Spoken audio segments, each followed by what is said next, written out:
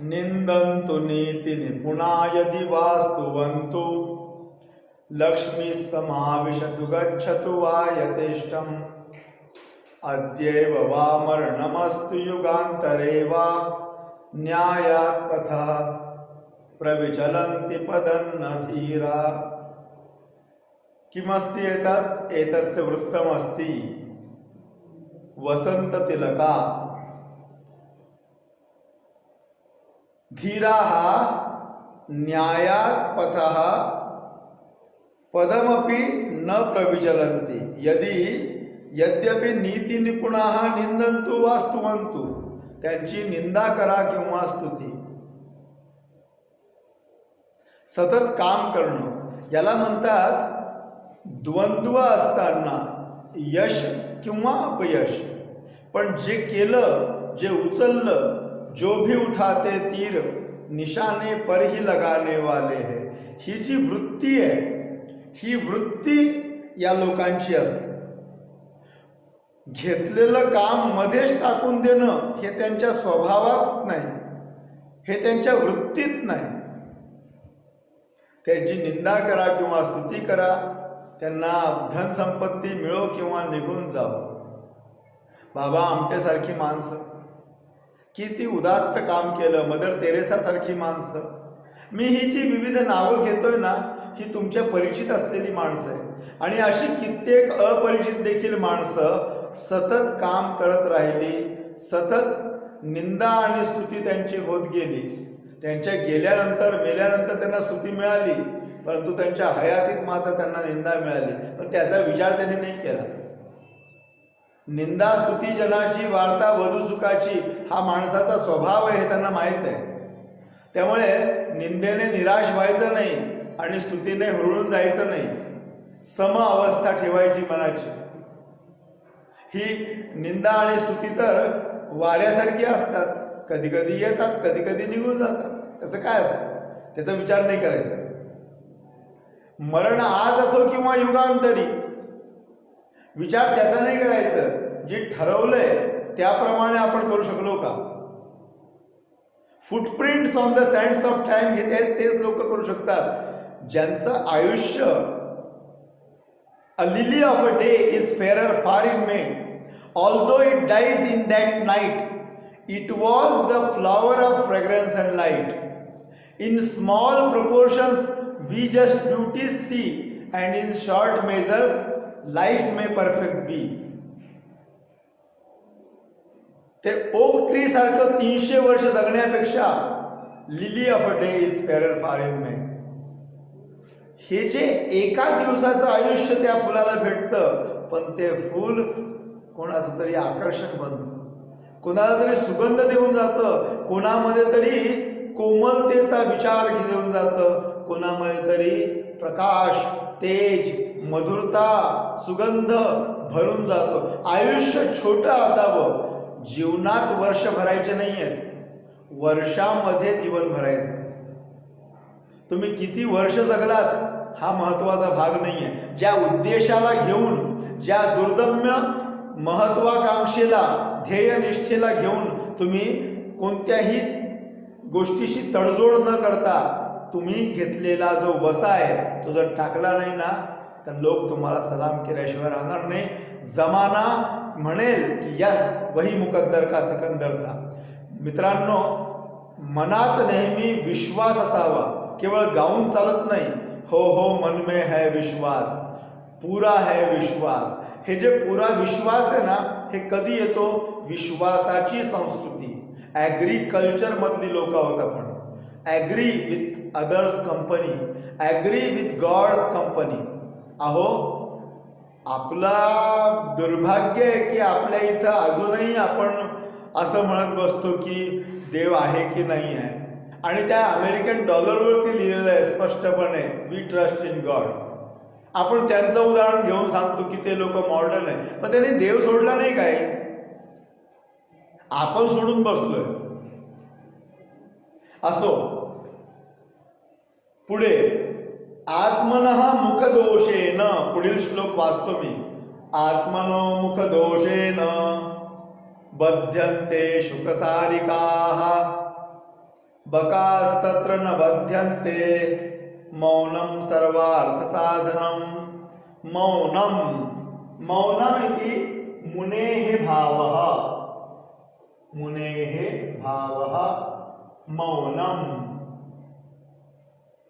मौन शांत राहणं गप्प राहणं पंचतंत्र या पुस्तकातून हे घेण्यात आलेलं आहे.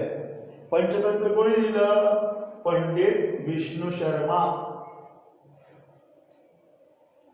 असं लिहून देण्याचं कारण काय? आपण उत्तरे लिहिताना माध्यम भाषेतून उत्तर लिहिताना कित्येक वेळा आपल्याला त्याचा लेखक आणि पुस्तक लिहिणं गरजेचं असतं आणि म्हणून पुस्तकात ऑलरेडी काय लिहिलेलं आहे पंचतंत्रम. अगोदर नीतिशतक दिले, त्या दोन्ही विषयी मी काय सांगितलं ते भर्तृहरी या राजाने लिहिलेले श्लोक आहेत नीतिशतकातील. आता जे आलेलं आहे ते आहे पंचतंत्रम या जगप्रसिद्ध पुस्तक, ज्यामध्ये 83 कथा आहेत. पण त्या 83 कथांच्या माध्यमातून राजकुमारांना ज्यांची शिकण्याची अजिबात इच्छा नव्हती त्यांना स्वतःच्या टेक्निकने रोचक पद्धतीने परंतु आशयसभर ज्याच्यामध्ये भरपूर असा विचार ठासून भरलेला आहे. ते कसं असतं ना, आईला खाऊ घालायचा असेल लेकराला तर ती एक घास चिमणीचा एक घास कावळ्याचा म्हणते. कधी कधी ती म्हणते की बा भाजी खाऊन घे, लेकर खात नाही. मग ती काय करते माहिती आहे? ती थालीपीठ बनवते, ती एखादं धिरडं बनवते. ती काय करते? ती भाजी त्याच्यामध्ये टाकते. कधी कधी पालक पोळी बनवते, कधी कधी मेथीचे थेपले बनवते. हे जे थेपले भाकर या पद्धतीने कोणत्या तरी पद्धतीने त्या लेकराच्या तोंडामध्ये त्या भाज्या गेल्या पाहिजे, कारण त्याच्यानेच ताकद येईल. प्रोटीन, विटॅमिन, फायबर या सर्व गोष्टी त्यातून मिळतील. पण हे जे न्यूट्रिशनचा विचार आहे तो त्यांच्या डोक्यात बसत नाही. त्यांना तो टेस्ट हवा असतो. मग त्याला थोडंसं वेगळ्या पद्धतीने करणं. अहो, आपल्या इथला थालीपीठ म्हणजे त्या पिझ्झा आणि बर्गरपेक्षा काहीतरी भारी आहे. काय ते भाकरीवरती भाकरी ठेवायच्या, ते बेसवरती ठेवून खायचं, ते त्याच्यामध्ये पण भाज्याच टाकलेल्या आहेत की. पण नाही, ते 100 रुपये किलो, कारण ते विदेशातून आलेलं आहे ना. 100 रुपयाची एक ती किलो पण नाही, ती एक भाकरच म्हणायचं की त्याला पिझ्झा.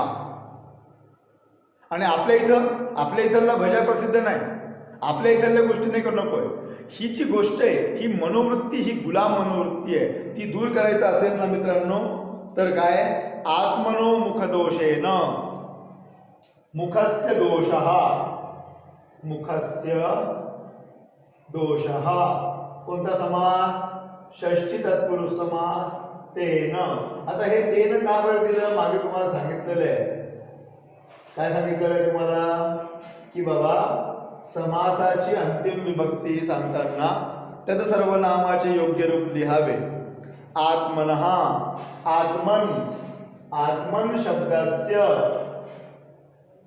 आत्मन या शब्दाचे षष्ठी एकवचन, अनंत पुल्लिंगी नामाचे षष्ठी एकवचन. आत्मनो विसर्गस्य ओ भवति.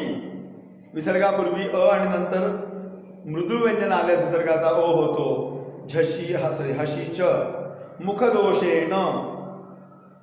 आता आत्मनः म्हणजे स्वतःच्या बडबड करण्याच्या स्वभावामुळे शुकसारिका, शुकाः च सारिकाः च. कोणता समास आहे? इतरेतर द्वंद्व समास. इतरेतर कशावरून ठरतो? वेगवेगळ्या गोष्टी जेव्हा एकत्र येतात आणि या अर्थाने अँड या शब्दाने जोडले जातात त्या गोष्टीला, त्या शब्द समूहाला म्हणतात इतरेतर किंवा समाहार द्वंद्व म्हणतात त्याला. बध्यन्ते. बध कितवा गण आहे? बध. बध्नाती. बध प्लस य ही कर्मवाच्याची खूण आहे. कर्मवाच्य. Passive voice. पॅसिव्ह बनवायचा असल्यास तुम्हाला क्रियापदाला य जोडणं आणि आत्मनेपदी प्रत्यय. आत्मनेपदी प्रत्यय लक्षात घ्या. स्वतःच्या बडबड करण्याच्या स्वभावामुळे शुक आणि सारिका हा शुक म्हणजे पोपट, सारिका हा म्हणजे कोकिळा ह्या बांधल्या जातात. बकाहा बगळे मात्र तेथे बांधले जात नाही. बगळाहा न बध्यन्ते बकास तत्र संधी दिलेली असेल तिथे आहे ना, बकास बघा दिलेलं आहे. बकाहा विसर्गाचा स झाला, विसर्गापुढे काय आला त थ स असा आल्यास विसर्गाचा स होतो. बकाहा तत्र न बध्यन्ते बगळे मात्र बांधले जात नाही. मौनम म्हणजे काय, मुने हे भाव लिहून दिले. मौनम सर्वार्थ सर्वाणी अर्थानी समास कर्मधारय समास. सर्वे अर्थाः किंवा सर्वाणी अर्थानी कर्मधारय समास. सर्वार्थस्य साधनम षष्ठी तत्पुरुष समास. तर मौन राहणे, काही वेळा आहे ना बोललं पाहिजे, काही वेळा चर्चेमध्ये सहभाग घेतला पाहिजे, पण काही वेळा शांत राहणं हे बोलण्यापेक्षा जास्त ताकदवान असतं. जोपर्यंत दुसऱ्याच्या स्वभावाचं, दुसऱ्याच्या वागण्याचं, दुसऱ्याच्या विचारधारेचं आकलन होत नाही तोपर्यंत आपले सर्व कार्ड्स ओपन नाही केलं पाहिजे, सर्व काही नाही सांगितलं पाहिजे असं नीतिशास्त्र सांगतं. आपल्याला इथं काय शिकवलं जातंय, मौनम सर्वार्थ साधन. मौनम म्हणजे एकदम गप्पच राहणं असं नाही, पण अनावश्यक बडबड अजिबात कामाची नाही. ठीक आहे, मनाचा मोकळेपणा ओके, पण मौनम का बरं तोंडाची वाफ वाया घालवायची. बगळे बांधले जात नाही कारण ते शांत असतात, शांतपणे ते आपली शिकार करत असतात. मात्र पोपट आणि जे कोकिळा आहे ते मात्र आवाज करून करून दुसऱ्यांना त्रासही देतात, आणि त्या दुसऱ्यांना त्रास दिल्यामुळे मग ते कुठेतरी बांधले जातात. किंवा त्रास देणं किंवा आवडणं. अहो, तुम्ही मधुर आवाजाने बोलता, पण तुमचं स्वातंत्र्य का हिरावून घेताय. तुमचं स्वातंत्र्य या कोणत्याही गोष्टीपेक्षा श्रेष्ठ आहे. तर मित्रांनो, आत्मनः स्वतःच्या मुखदोषाने शुक म्हणजे पोपट आणि सारिकाहा म्हणजे कोकिळा बांधल्या जातात, मात्र बगळे बांधले जात नाही. मौन हे सर्व गोष्टींचे साधन आहे. सर्वार्थस्य साधनम षष्ठी तत्पुरुष समास. अन्वय बघूया. शुक सारिकाहा आत्मनः दोषे मुखदोषेन बध्यन्ते. पोपट आणि मैना किंवा पोपट आणि कोकिळा या स्वतःच्या मुखदोषामुळे, बडबड करण्यामुळे बांधले जातात. तेथे बगळे बांधले जात नाही. कारण यतः हे बाहेरून घेतलेले शब्द आहे.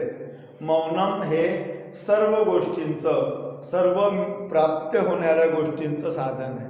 तुम्ही शांत राहा, तुम्हाला कधी कधी जे बडबड करून मिळणार नाही तेही मिळू शकतं. रथस्यैकं चक्रम, पुढील श्लोक घेऊया.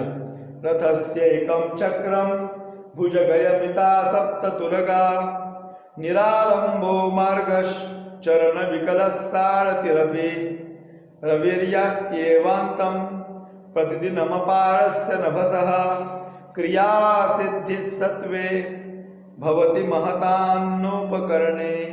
हे जे पिंक अक्षरांना हायलाइट केले त्याचं कारण काय, तो त्या श्लोकातील संदेश आहे, ती खऱ्या अर्थाने सुट्टी आहे.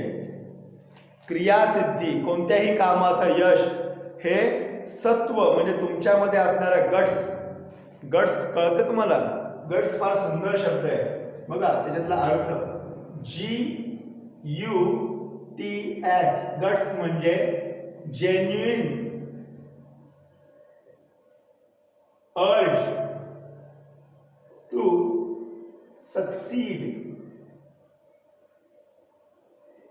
यशस्वी होण्यासाठी तीव्र अशी इच्छा, याला गट्स म्हणतात. तर माणसामध्ये जर गट्स असले ना तर सर्व काय होत आहे. क्रियासिद्धी, कोणत्याही कामाचं जे यश आहे, क्रियायाहा सिद्धी, समास कोणता होईल, क्रियांची यश, क्रियांची सिद्धी. षष्ठी तत्पुरुष समास. सत्वे सप्तमी एकवचन भवती, लट लकार प्रथम पुरुष एकवचन. महताम महत शब्दाचे षष्ठी बहुवचन अस ओस आम असं ते रूप आहे. क्रियासिद्धी सत्वे भवती महताम, महान लोकांचे क्रियासिद्धी ही सत्व म्हणजे त्यांच्यावरती असलेले आतील शक्ती जी आहे, क्षमता जी आहे, त्याच्यावरती ते जिंकत असतात, त्यांना यश मिळतं. न उपकरणे, साधारणतः लक्षात घ्या, रामाला विजेतव्या लंका, राजा कोणाला जिंकायचं होतं? कोणाला साधारण माणसाला नाही, लंकापती रावणाला जिंकायचं होतं. लंका जिंकायची होती. विजेतव्या लंका, चरणतरणीयो जलनिधी, आणि रस्त्यामध्ये मोठा समुद्र होता.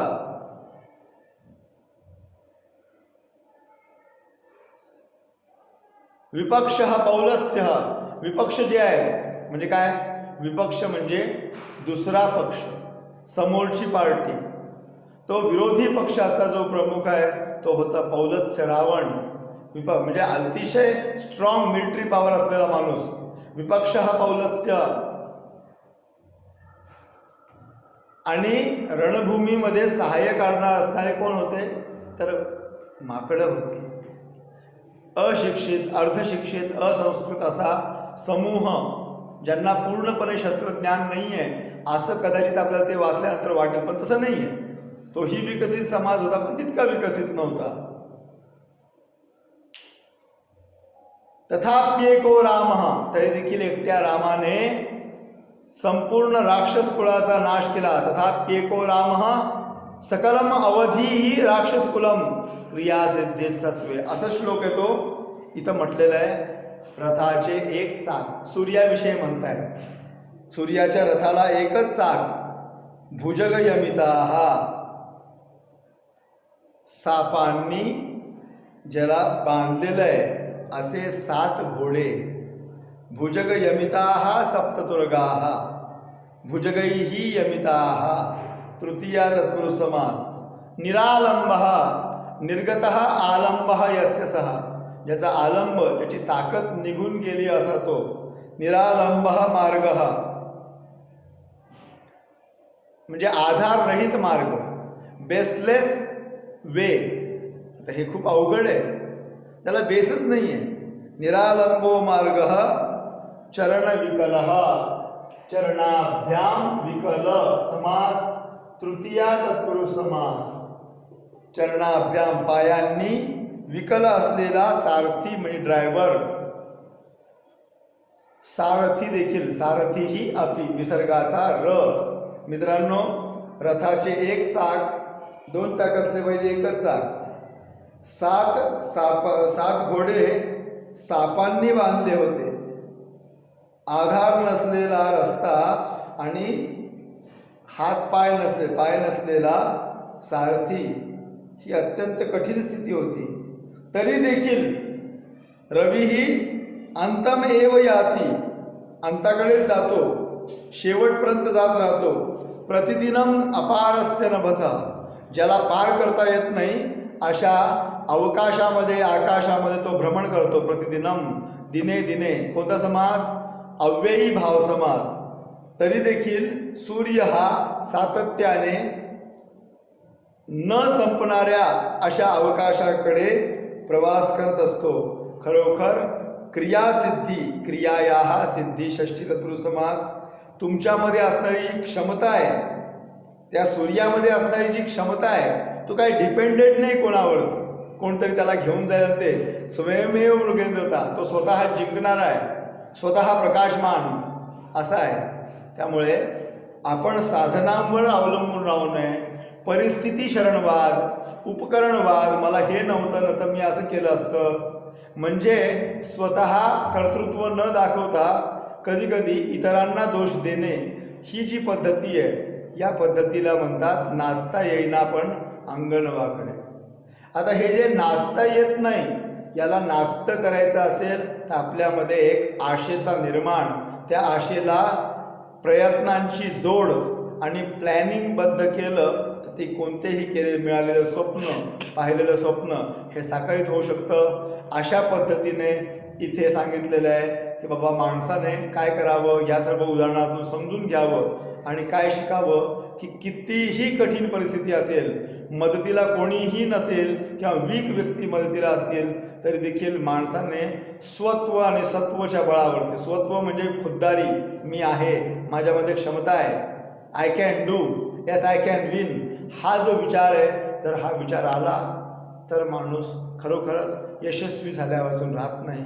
तुम्हा सर्वांना शुभेच्छा देतो की तुम्ही हे 3-4 श्लोक पूर्वी जे वाचले होते ते पाठ करावेत आणि पुढील तासिकेमध्ये पुन्हा भेटूया. तोपर्यंत नमस्कार.